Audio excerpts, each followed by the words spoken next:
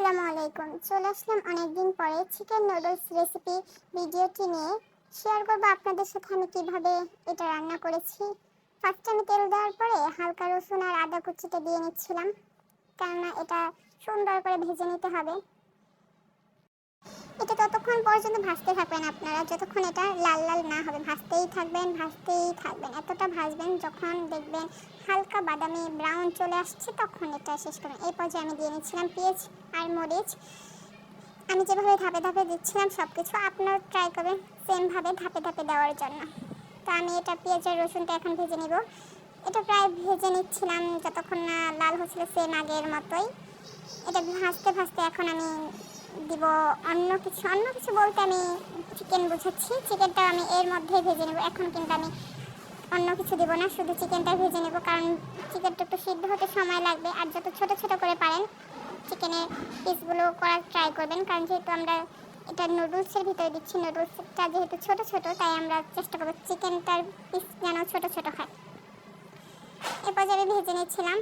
আর এখন আমি দিয়ে নিব হালকা লবণ, কারণ লবণটা দিয়ে ভেজে নিলে চিকেনের ভিতরে লবণটা ঢুকবে। এই জন্য যেহেতু আমি এক্সট্রা কোনো মরিচ বা হলুদ আমি এখানে অ্যাড করব না, তাই আমি এটা চেষ্টা করব এইভাবে ভেজে নিতে। লবণটা দিয়ে এটা ভেজে নিচ্ছিলাম। এটাও ভাজতেই থাকবো। আপনারাও সেমভাবে ভাজতেই থাকবেন যতক্ষণ না শেষ হচ্ছে।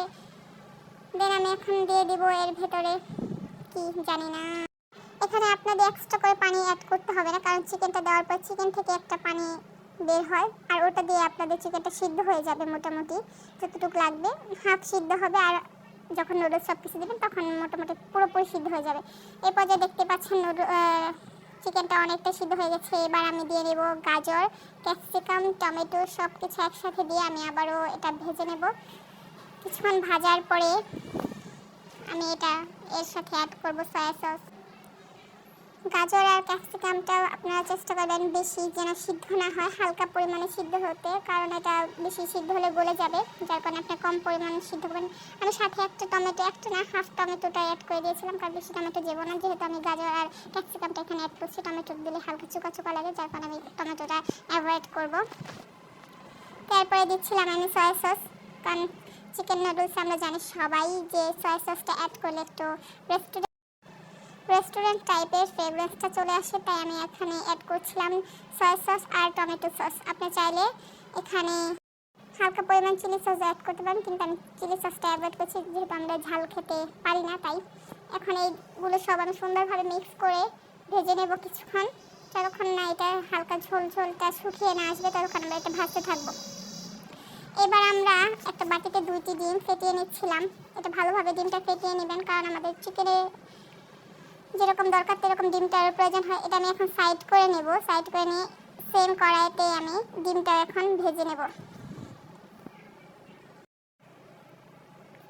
এক্ষেত্রে আপনারা চুলার আঁচটা একটু কম দিবেন, কারণ বেশি দিলে সাইড করে রাখা ভেজিটেবলগুলো পুড়ে যাওয়ার সম্ভাবনা থাকবে। তাই অল্প করে আঁচ দিয়ে এটা আস্তে আস্তে ভাজতে থাকবেন, দেখবেন হয়ে যাবে। আমি একটু সময় নিয়েই করতেছিলাম, কারণ এটা ভালোই সময় লাগে ডিমটা ভাজতে। আপনারাও সেমভাবে ভেজে নেবেন।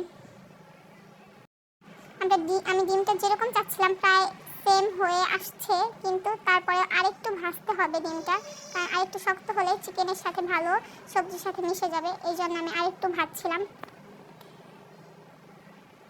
ভেজে এটা আমি দলাগুলো ছাড়িয়ে নিচ্ছিলাম, কারণ ছোট ছোট করে নিচ্ছিলাম সবগুলোর সাথে মিক্স হওয়ার জন্য। এই বড় বড় টুকরো থাকলে এটা বড় বড়ই লাগে। এই জন্য আমি এখন সবজিগুলোর সাথে ডিমটা সুন্দর করে মিশিয়ে নেব।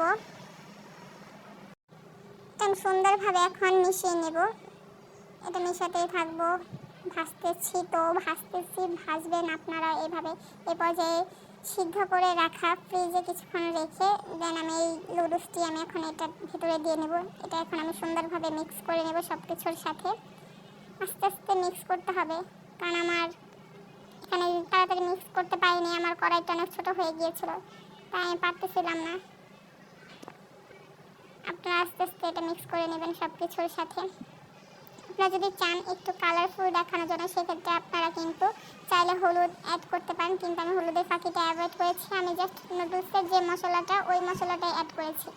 আপনারাও নুডলসের মশলাটা অ্যাড করবেন, তাই ভালো হবে, কালারফুলের থেকে এটাই সুন্দর লাগে। এখন আমি সব মশলাগুলো দিচ্ছিলাম।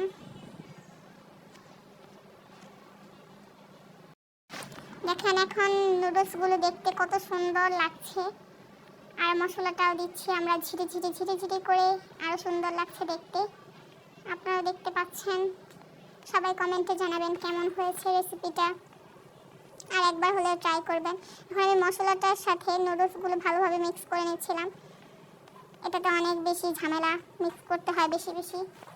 যেহেতু আমি রোজা ছিলাম তাই আমি খেতে পারছিলাম না, কিন্তু আমার দেখে অনেক বেশি লোভ লাগছিল খাওয়ার জন্য। আমি খাইতে পাই না। আমি ইফতারের সময় অনেক মজা করে খেয়েছি, দুইবার খেয়েছি। আপনারাও এভাবে সুন্দর করে রান্না করবেন, রান্না করে দেখবেন কি মজা। সবাই ভালো থাকেন, সুস্থ থাকেন। আল্লাহ হাফেজ।